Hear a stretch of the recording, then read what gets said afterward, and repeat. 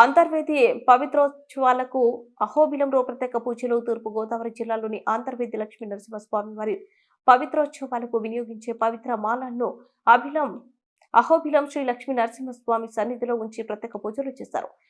అనంతరం అంతర్వేది తీసుకెళ్లారు. శ్రీ అనంతర్వేది లక్ష్మీ నరసింహస్వామి పవిత్రోత్సవాలు పవిత్ర మాలలకు గత కొన్ని సంవత్సరాల నుండి రంగారావు గోష్ఠి సభ్యులు తరపున పవిత్ర మాలను శ్రీ అహోబిలం లక్ష్మీ నరసింహస్వామి పాదాల చెంత ఉంచి ఆ పవిత్ర మాలను అంతర్వేది అర్చకులకు అందజేయడం ఆనవాయితీగా జరుగుతున్నది. ఈ కార్యక్రమంలో అహోబిలం దేవస్థానం ముద్రకర్త ప్రధాన అర్చకులు శ్రీ కీడాంబి వేణుగోపాలాచార్యులు, మణియార్ సౌమ్య, నారాయణ్ స్వామి, భార్గవ స్వామి, శ్రీ వత్సవ స్వామి, మారన్ శటగోపన్ స్వామి తదితరులు పాల్గొన్నారు.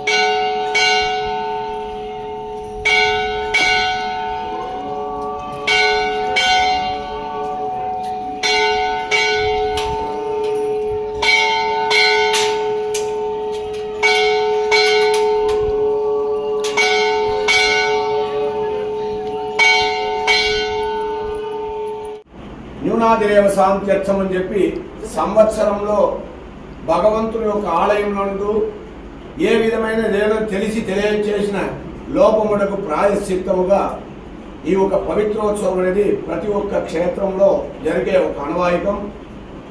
ఈ అహోబిల క్షేత్రంలో విజయదశమి ప్రారంభించి 10 రోజుల పాటు 4 రోజులు ఎగువ అహోబిలంలో, 6 రోజులు దిగువ అహోబిలంలో ఉభయ క్షేత్రంలో పవిత్రోత్సవం జరుగుతుంది.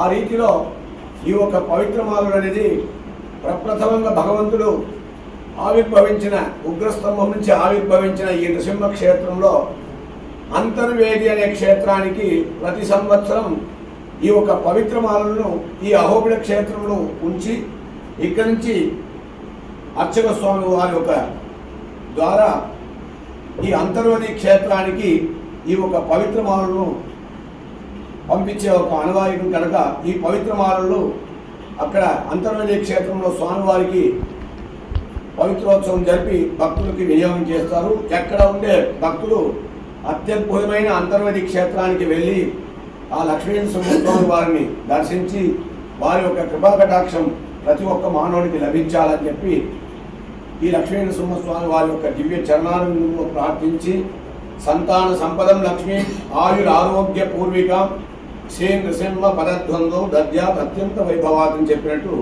ఈ ఒక పవిత్రోత్సవంలో భగవంతుని ప్రతి ఒక్కరూ ప్రత్యక్షంగా పరోక్షంగా భగవంతుని దర్శించుకోవాలని ఈ ఒక